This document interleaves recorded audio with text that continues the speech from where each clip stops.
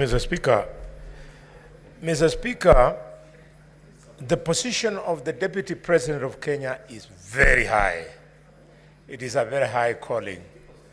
And therefore, Mr. Speaker, as we make a decision on the Deputy President of Kenya, I want to remind him that of those to whom more is given, indeed, more is expected of them.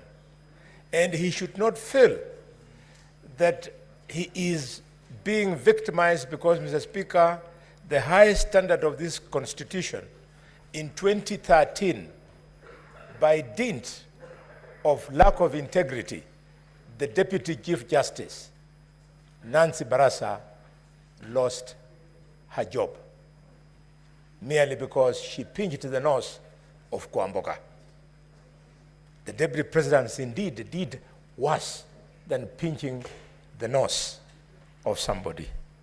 Mr. Speaker, the Deputy President, seeing the allegations against him, I can't imagine that he moves around with the moninga of man of faith and truthful man. Mr. Speaker, if really we must talk about faith, may I remind the Deputy President of a man of faith, a man of letters called Bill Paul. Bill Paul said, man of faith, that integrity is like virginity. You lose it only once. And when you lose it, you can never get it back. The Deputy President has lost that virginity of leadership. Mr. Speaker, coming from a community that paid for the price of inflammatory speeches in Likoni, in Molo, and in Trans Nzoia, if I had time, I would discuss what some of my relatives went through, including Pastor Liai from Ichina village. Mr. Speaker, during the tribal clashes of 1992 and 1997.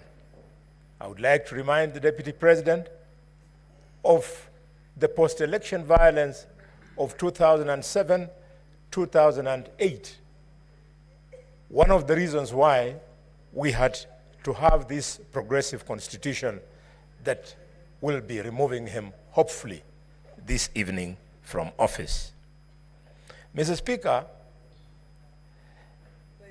even as we ask the Deputy President to leave office, we must insist that the DCI and the ESCC and other investigative institutions must pursue this matter beyond this vote.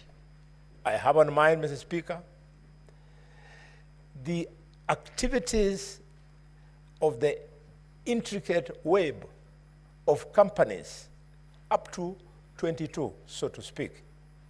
The reason I believe young Mutuse could not bring all this, dear senators, colleagues, is because effort requires money, requires time to do all that research.